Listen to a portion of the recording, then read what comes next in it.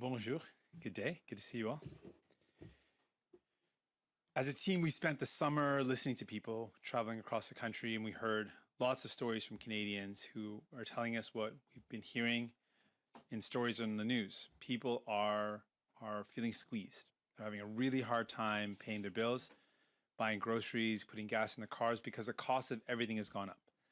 And so hearing people and the fact that they're saying, you know, we work hard, and no matter how hard we work, we feel like we keep on falling behind. I want people to know you are doing nothing wrong. And it is on us, it's on government to step up and give you the respect and the dignity of being able to buy your groceries, pay your bills, and be able to support your family. So while we have been focused on trying to support people by giving them respect, we've got a government who says nothing and a Conservative Party leader and party who do nothing. The government, the Liberal government and Justin Trudeau, were unwilling to even talk about the struggles that people were going through. They kept on saying, it's not our fault. That was the response I kept on getting when asking the questions around how do we give respect to people. They said, it's not our fault. And two, it's worse in other countries. Neither of those things that the Liberal government said would help families, would give them respect when they are having a hard time trying to make ends meet. And then we've got a Conservative leader, Mr. Poilievre, who would rather take the side of big banks and oppose putting more of your own money in your pocket. I've never heard of a Conservative leader being opposed to such a thing, but since big banks are opposed to it, Mr. Poilievre has sided with the big banks and is opposed to putting more of your own money in your pocket. And two, has had dental care since his 20s and thinks it's wrong for you to get dental care, for your kids to be able to look after their teeth. So New Democrats have been focused on getting that respect to people. And so the bills that you're going to see in the House today were directly the result of New Democrats forcing this government to act. And so we're going to see more of your money in your pocket with the GST rebate. That's putting more of the money that you've actually spent, your own money, back in your pockets. Secondly, we are making sure that dental care moves forward so you can look after your kids' teeth.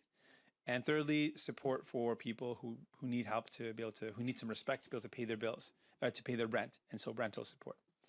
These are things that New Democrats have delivered, and we have fought to make this government do, despite the fact they made it clear they didn't want to do anything, and were opposed to things like dental care just a year ago, and now we force them to do it.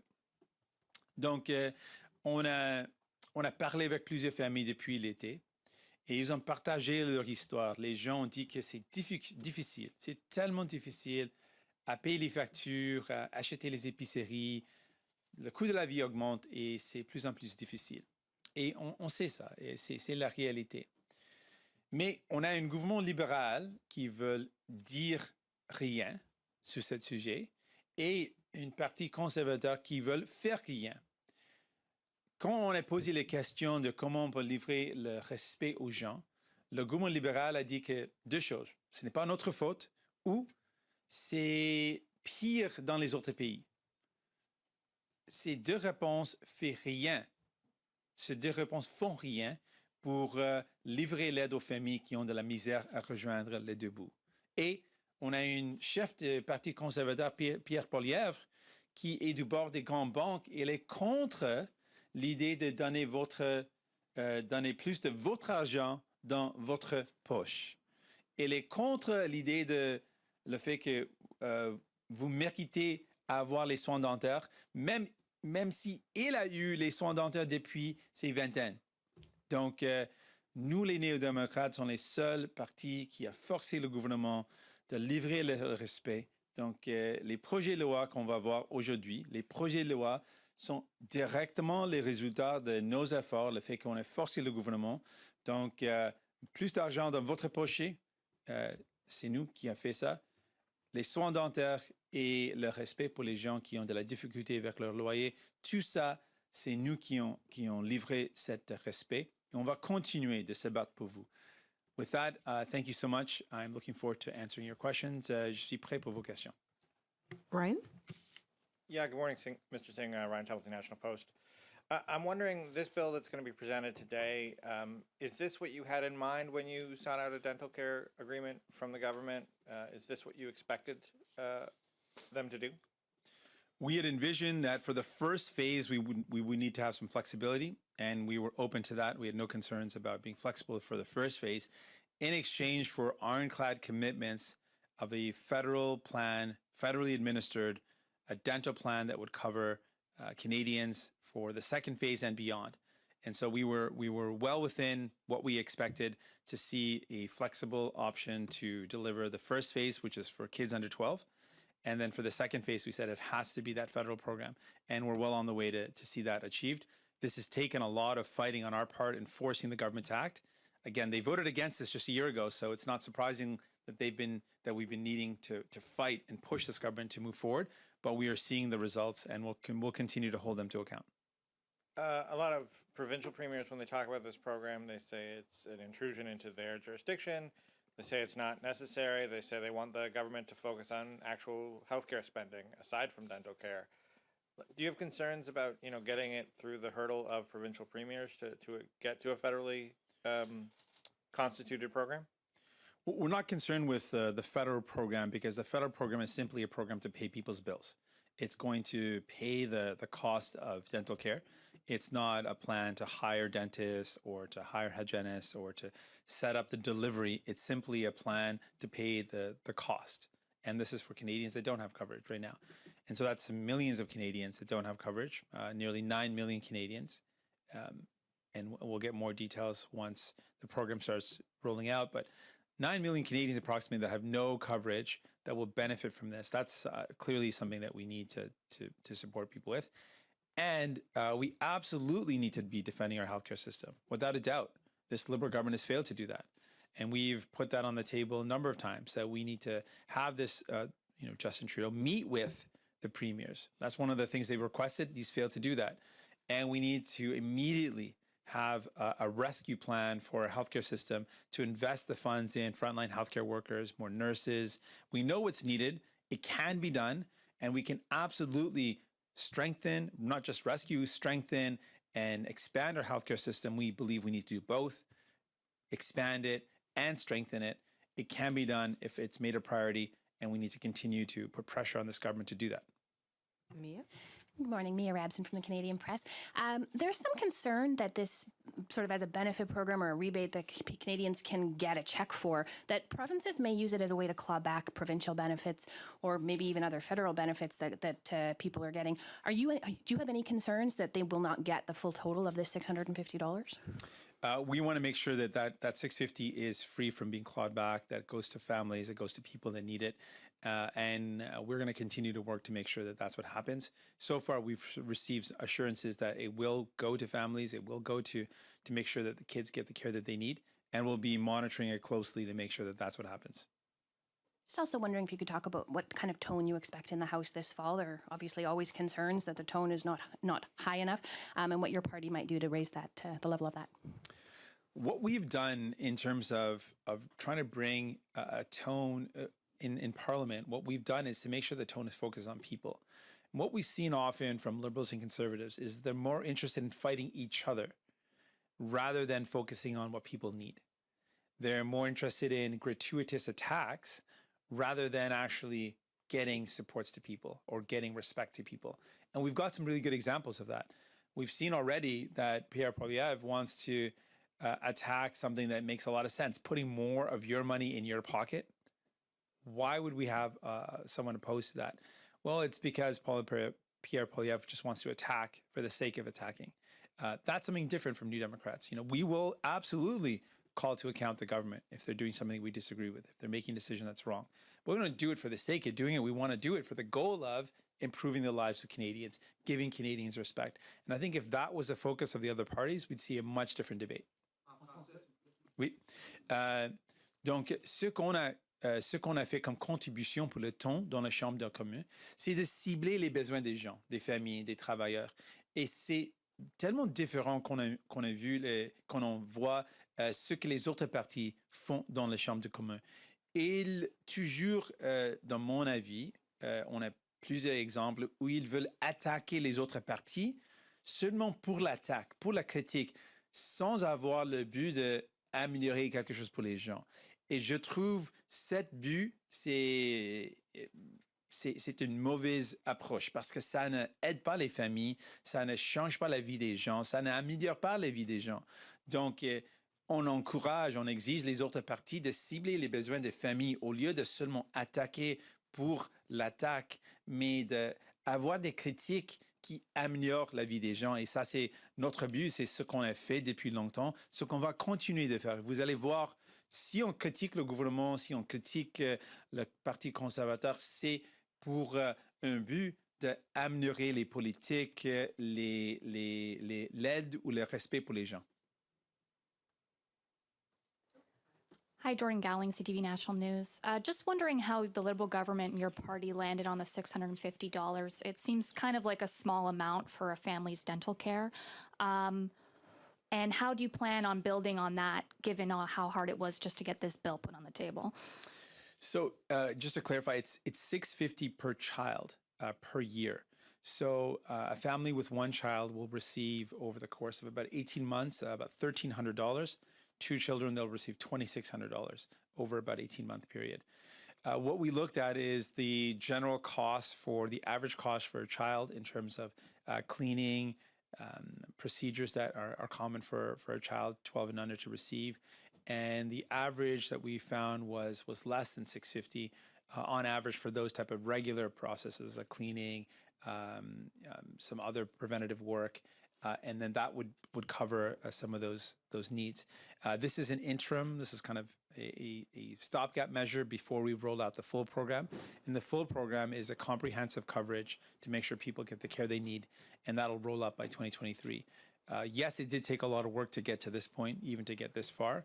It took a lot of us fighting and forcing the government to act, and we are prepared to do that for the next phase. We know that nothing's going to happen unless we force the government to do it, and we're prepared to do that. We know that that's a part of what we signed up for when we knew that this government's not going to act unless we fight and force them to, and we're going to do that. We're seeing Europe and the UK apply a windfall tax to energy, oil, and gas companies. I know you've advocated for that in the past. Will you be pushing for that this fall session? Absolutely, yes. We think it makes a lot of sense. We think that one of the things that none of the other parties have touched on, one of the causes of the inflation, clearly a contributing factor to the cost of living going up, is corporate greed. And what is happening beyond just the windfall that the oil and gas companies have received. And that windfall, of course, is because gas prices were based on speculation, were driven up higher, made no difference in their actual production. They made no changes to the way that they produce their products. But as a result, costs have gone up, prices have gone up, and what that has done is that has driven up their profits. But we also seen other corporations or CEOs jack up prices in other areas. And we're seeing CEOs making record profits in the corporate grocery sector, in the big box retail sector. So they're clearly increasing their prices beyond the increased costs. And so we absolutely want to continue to push for a windfall tax so that these rich CEOs pay what they owe and that we contribute that back into making sure people get respect and dignity. We've seen that the Conservatives and the Liberals have no interest in standing up to corporate greed. No other party is calling out corporate greed or the fact that CEOs are making out like bandits while workers and people are having a hard time. We are prepared to continue to put pressure on this government to put in place a windfall tax, but also to call out the corporate greed that is driving up the cost of living.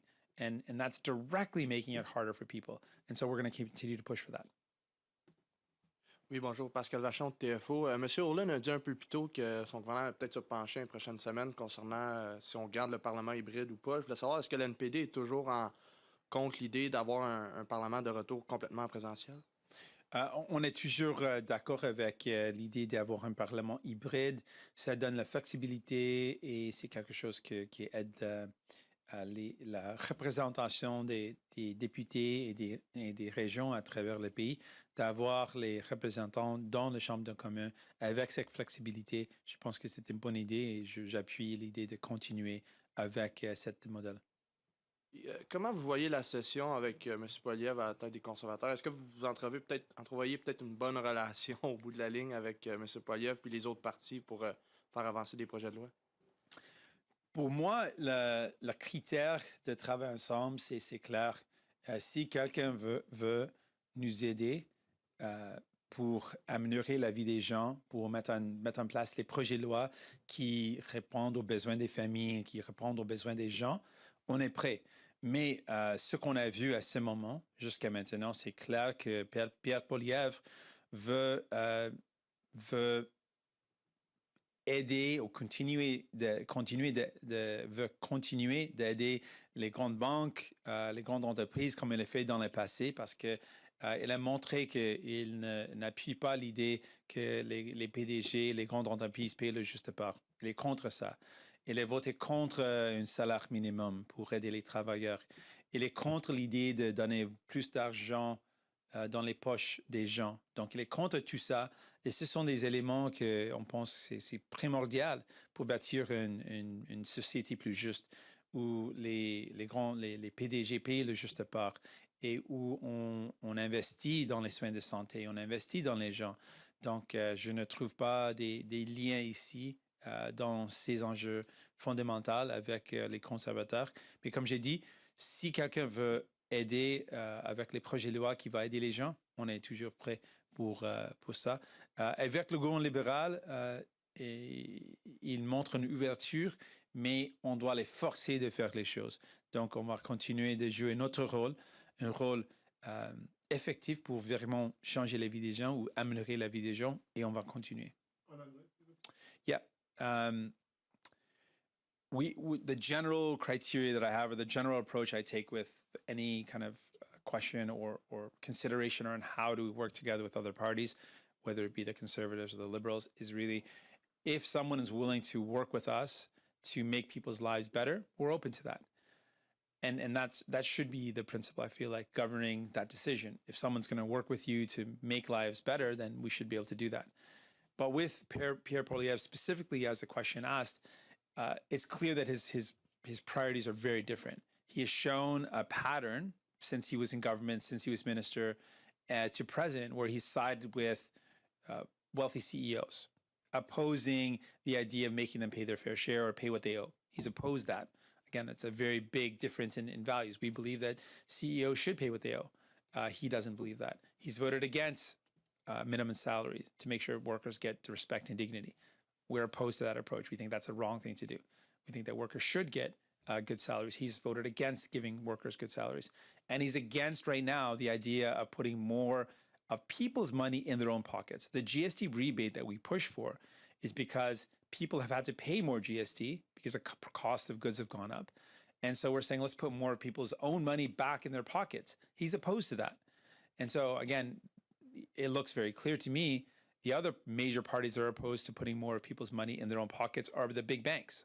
We've seen a number of big banks come out opposed to this idea. So he sided with the big banks, he sided with wealthy CEOs, and he's opposed to the minimum wage going up. So he's shown really clearly that he's not in any way on fundamental issues in the same realm of what I believe needs to happen for people and for workers and for families. So I don't see a way to work together with someone who is so fundamentally opposed to making life better for people. And with the Liberals, as I said, they show an openness to work together, but what we've had to do is force them to act, and we'll continue to do that, whether it's with putting more money in people's pockets, which we have to force them to do, or dental care, or with rental support. We'll continue to force this government in every way we can to deliver what people need. Bonjour, M. Singh, qui me permet de Radio-Canada. Oui, bonjour. Alors, justement, concernant les libéraux, si jamais le projet de loi là, pour les soins dentaires ne va pas assez rapidement à votre goût, est-ce que ce serait encore possible que vous retiriez votre appui au gouvernement? La question, c'est concernant le passage dans une manière rapidement? Si jamais le projet de loi n'est pas adopté assez rapidement ou si ça ne va pas assez vite, est-ce que vous pourriez retirer votre appui au gouvernement? Oui, bien sûr. On a toujours l'option de retirer notre appui. C'est toujours une option pour nous. Mais on est confiant qu'on peut forcer ce gouvernement d'agir. On a maintenant un projet de loi qui montre, avec la preuve, que nos efforts ont fonctionné, ont marché.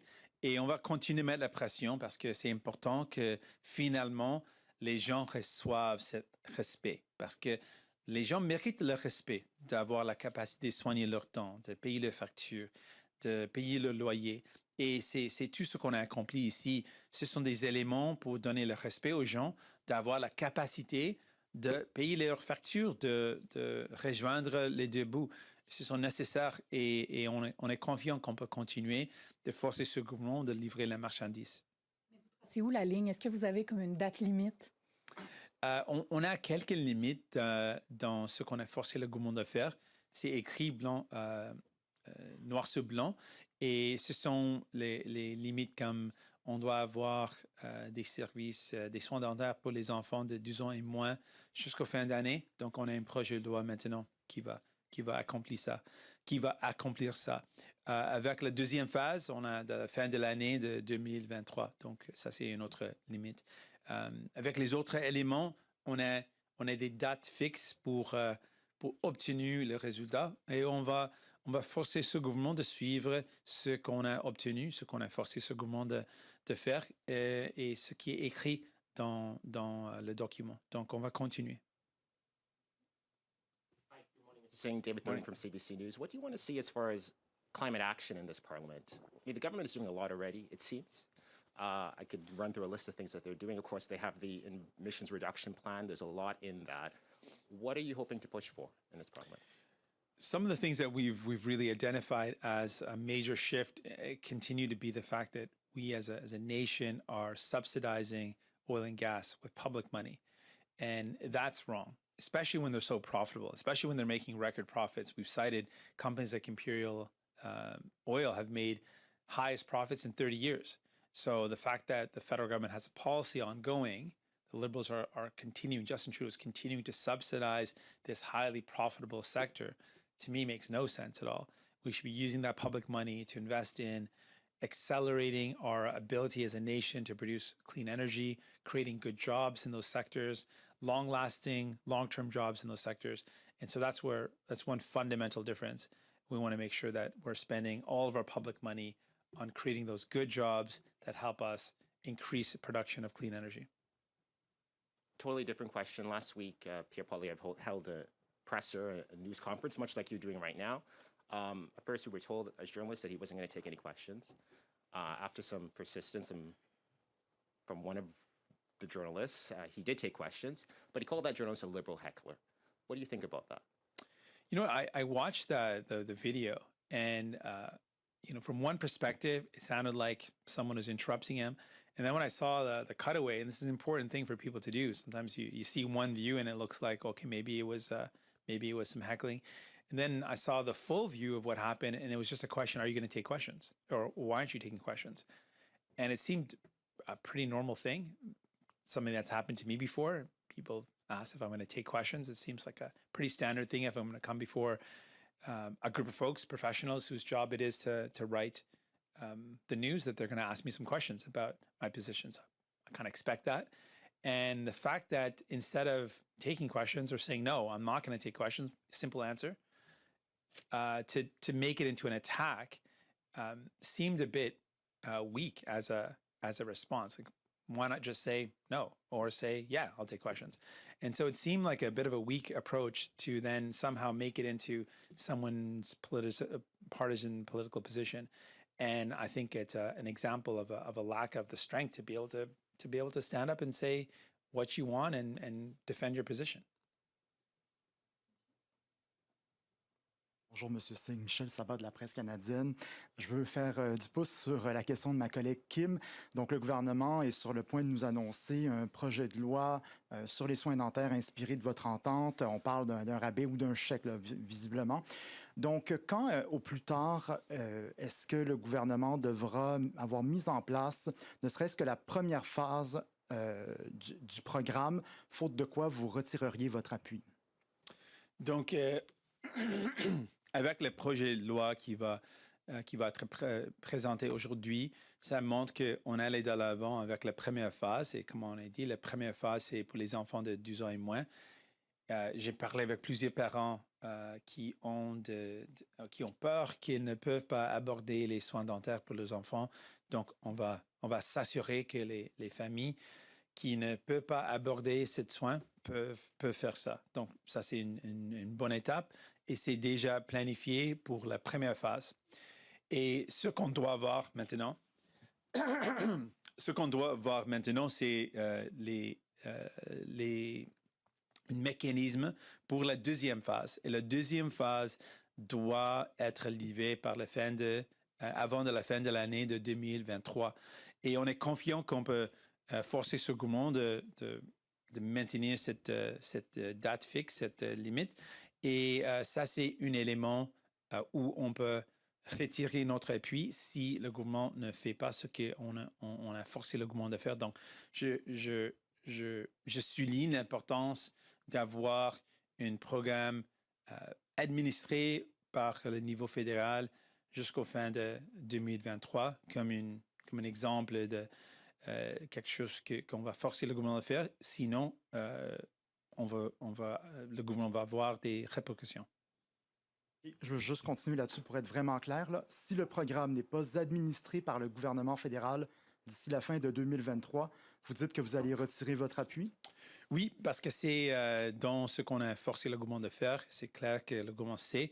On a mis cette date dans ce qu'on a forcé le gouvernement de faire et c'est un exemple de ce qu'on va rester vigilant d'assurer que c'est accompli. If the reporters online have questions, please use the raise hand function to notify us of your questions. Si vous êtes en ligne, vous avez une question, utilisez la fonction lever la main pour nous aviser de votre question.